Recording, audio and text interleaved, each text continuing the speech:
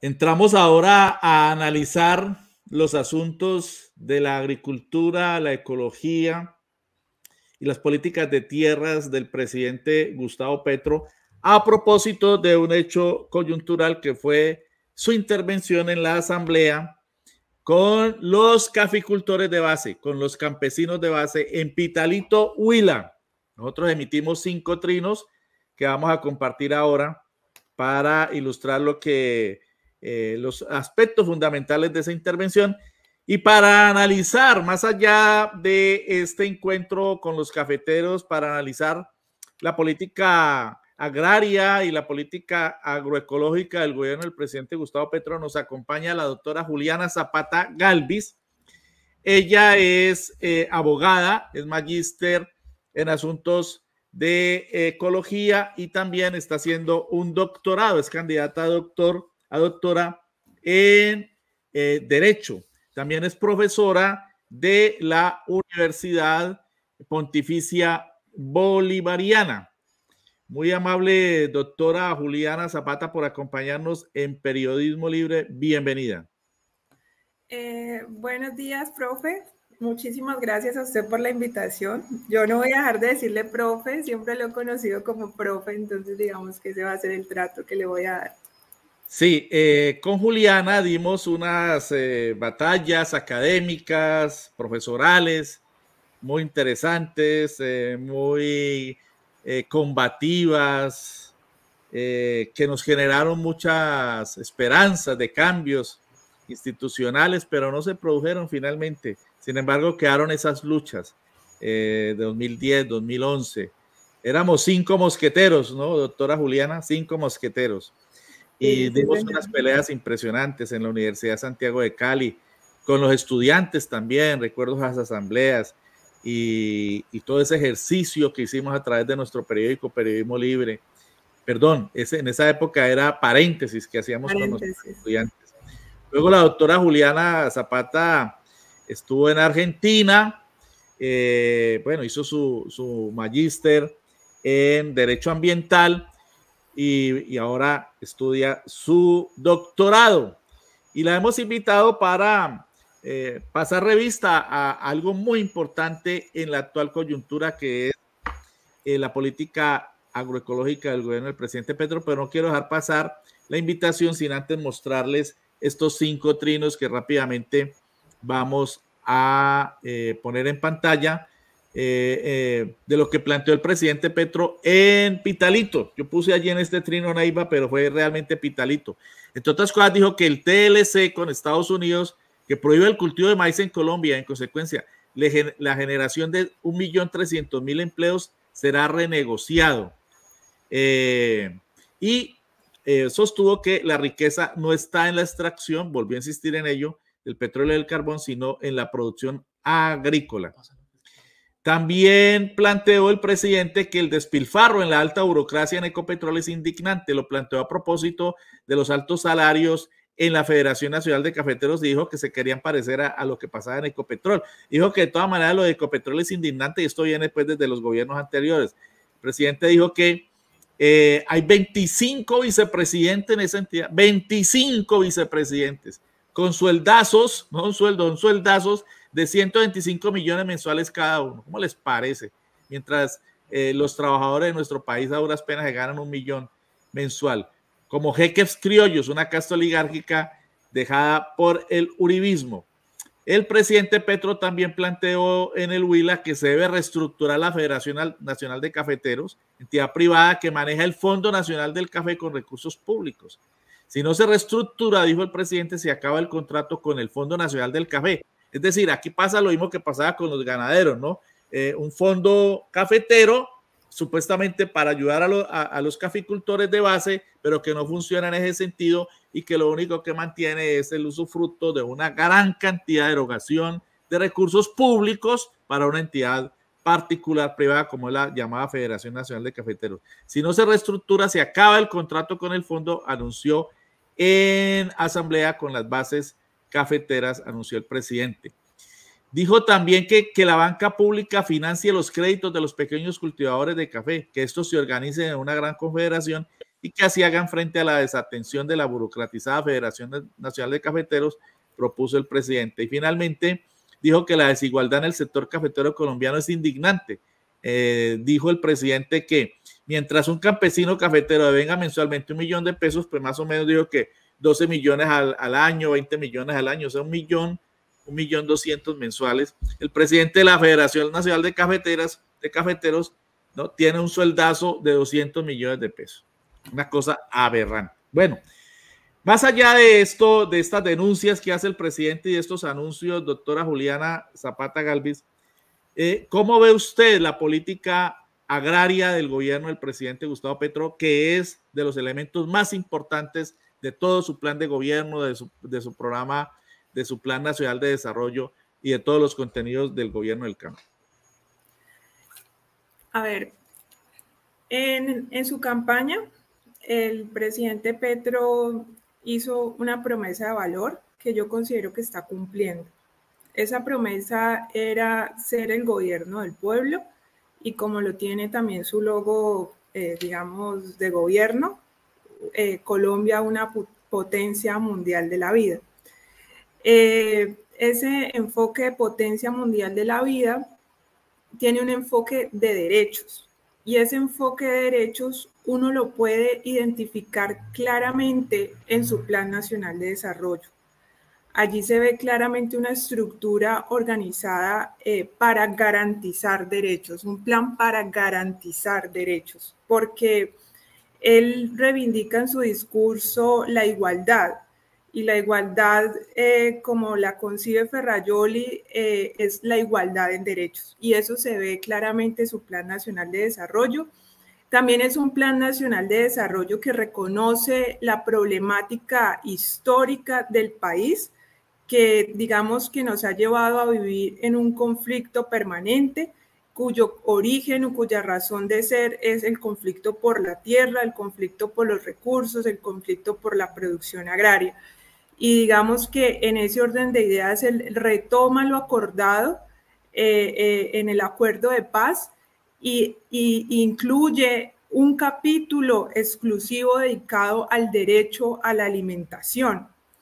Otra cosa que dice mucho el gobierno, y que también lo tomo yo como su promesa de valor, es que es el gobierno del pueblo. Y entonces aquí yo quisiera diferenciar en algo. Las propuestas que se incluyeron en el Plan Nacional de Desarrollo no son ideas de Petro. No es que a él se le ocurrió hacer, digamos, construir toda esta política agraria, de reforma agraria, de acceso al crédito para el agro, al cooperativismo, a poner la prioridad en la producción de alimentos, sino que él lo que está haciendo es escuchar al pueblo. Entonces, por ejemplo, en los diálogos vinculantes para dar origen al Plan Nacional de Desarrollo, pues hubo una discusión con todos los movimientos sociales que históricamente han reivindicado la producción campesina, y digamos que se incluyeron, o sea, ya había una propuesta que estaba muy alineada con el discurso de los movimientos sociales, pero aquello que quedaba en falta, que era, por ejemplo, reconocer no solo el derecho a la alimentación, sino el derecho a la alimentación y la soberanía alimentaria, crear un sistema de garantía del derecho a la alimentación, fueron incluidos en ese diálogo y en esa escucha a los movimientos sociales. Entonces, el reflejo, lo que yo veo en la política agraria del presidente y del gobierno de Gustavo Petro es realmente cumplir esa promesa de valor de gobernar para el pueblo y con el pueblo, y que lo que allí se ve es el reflejo de los intereses de la población campesina, del pequeño, del mediano agricultor, que a pesar de que desde los años 80 se viene ejerciendo esa presión tan fuerte en contra de ellos, se han mantenido como un sistema que produce alimentos y que de hecho produce el 50% de los alimentos que consumimos los colombianos, y a nivel mundial la población campesina también produce entre el 50 y el 70% de los alimentos. Y ese 50% que produce los campesinos lo producen 1,4 millones de familias campesinas y lo producen, aquí tengo el dato, con el 4,8% de la tierra, ¿cierto? Mientras el 41% de la superficie está controlado por las fincas con más de 500 hectáreas, las cuales corresponden al 0,7% del total de las explotaciones y se encuentran en manos del 0,4% de los propietarios, muchos de los cuales tienen más de una propiedad. Entonces, miren que con escasísimos recursos son los campesinos los que nos proveen de alimentos.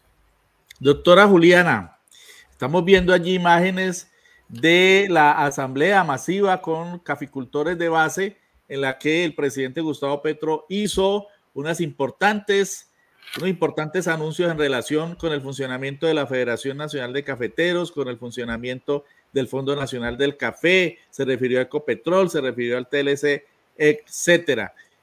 ¿Usted cómo evalúa ese anuncio de reformulación, no de renegociación, pero sí de reformulación de el Tratado de Libre Comercio que le impide a Colombia, y eso es un contenido de ese articulado de Tratado Leonino, le prohíbe a Colombia desarrollar el cultivo masivo de maíz, lo que impide una promesa del gobierno del presidente Petro de generar 1.300.000 empleos? ¿Será factible esa reformulación de ese TLC, que es pues un documento firmado con la principal potencia económica, una de las principales potencias económicas del mundo, que retrasa el desarrollo de nuestra agricultura?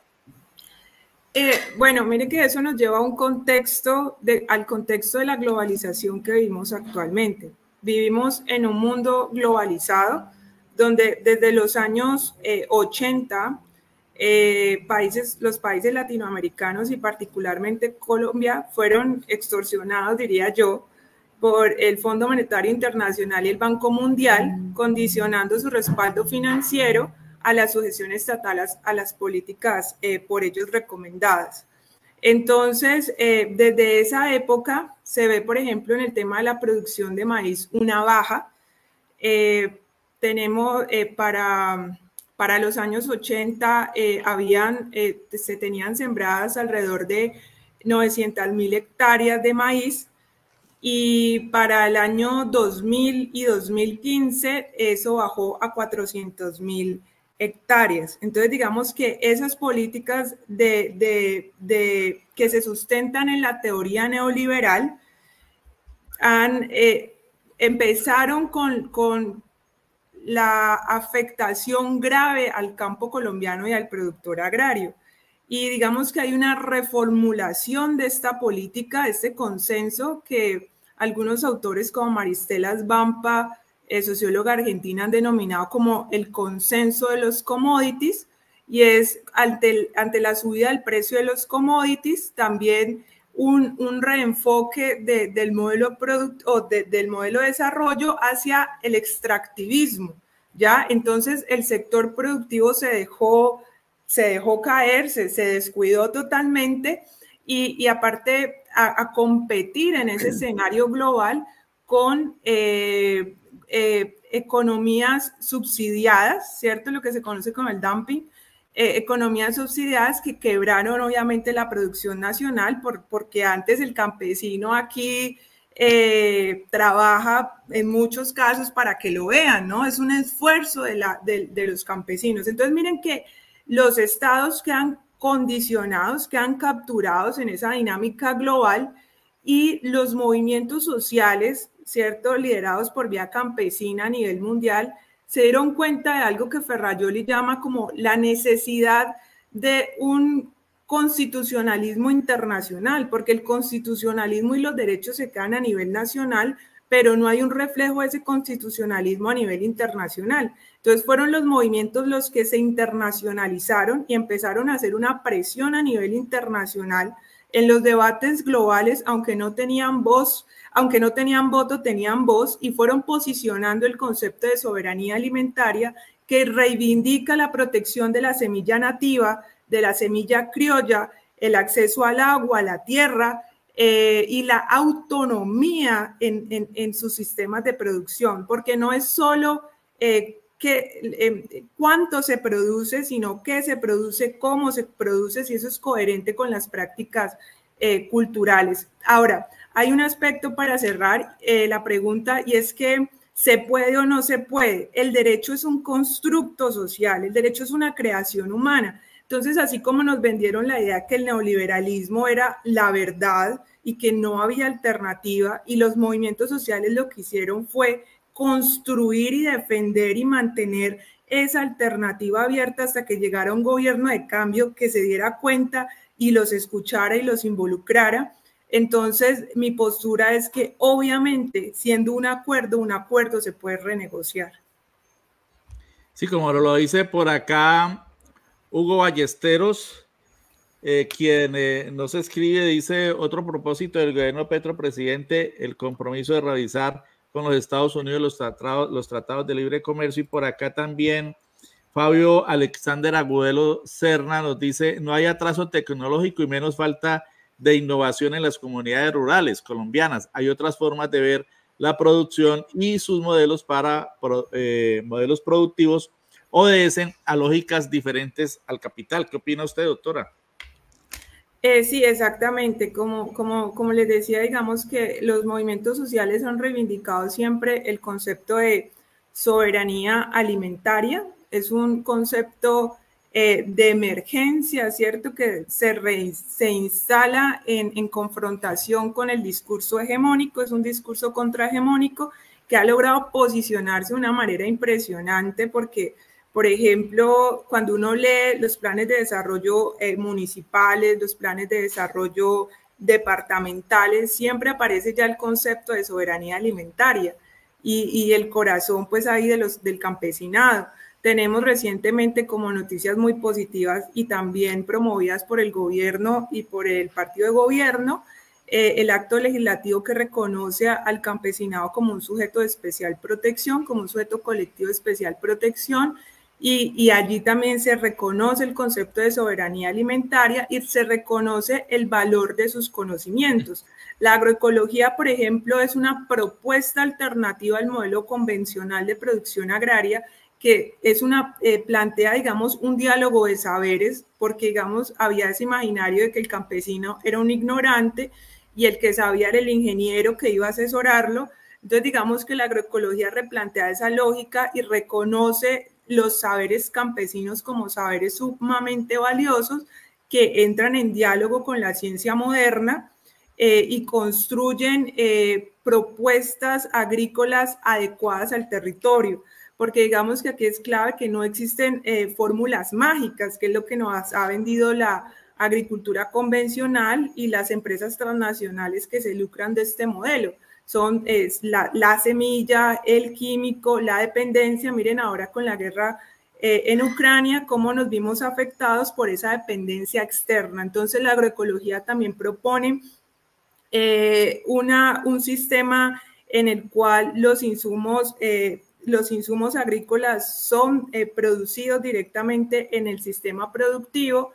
Y digamos que eso reduce los costos de producción, reduce la dependencia al sistema financiero y genera lazos de cohesión comunitaria. La propuesta también es acercar al consumidor con el productor para romper el negocio, la mafia del intermediario, y también producir comida sana, ¿no?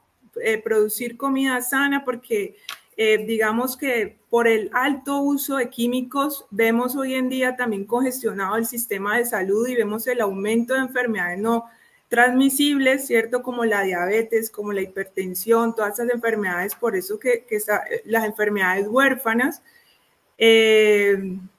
Entonces, digamos que existe esa alternativa. Lo otro, digamos, cuando el presidente menciona el tema del maíz, yo creo que él está haciendo referencia a esos condicionantes que trae el TLC y que los gobiernos anteriores inmediatamente, como con actitud muy servil, atacaron directamente a la producción campesina, directamente a la semilla campesina, que es la semilla nativa y criolla, prácticamente convirtiéndola en una semilla ilegal y aumentando la dependencia y poniendo en riesgo la agrodiversidad del país. Entonces, digamos que una cosa que yo valoro mucho personalmente, yo llevo 25 años estudiando estos temas y en mi discurso siempre era: el gobierno está en contra de los intereses de la comunidad, cuando precisamente el derecho a la alimentación se reconoció y se reglamentó pues como un derecho social que se debe establecer de manera progresiva, pero que el gobierno debe garantizar como erradicar los límites al sistema alimentario. Es decir, nosotros como ciudadanos debemos proveernos nosotros mismos el derecho a la alimentación. No está la lógica de depender de que el Estado nos alimente, pero el Estado sí debe garantizar que no haya obstáculos en esos caminos que recorremos para alimentarnos. Y la política agraria históricamente se había convertido o era un obstáculo para lograr esa garantía del derecho a la alimentación, teniendo en cuenta que afectaba el modelo productivo y eso encarecía precios, etcétera. Bueno, y a partir de lo que usted plantea, doctora Juliana Zapata, pues lo que se evidencia es una coherencia total entre la política agraria, la política de búsqueda de tierras para los campesinos y la propuesta de que el Banco Agrario se convierta en la entidad pública, porque además es la única banca pública que queda, además la destruyeron los gobiernos neoliberales, para brindar créditos a bajo costo al campesinado para la agroproducción.